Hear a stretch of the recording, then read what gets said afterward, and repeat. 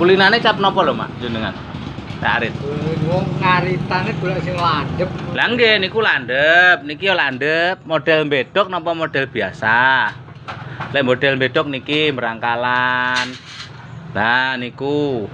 Wong sakniki tumbas arit gampil lho, Mbah. Lek mboten landhep melot, jenengan beto mriki mengke dilintoni.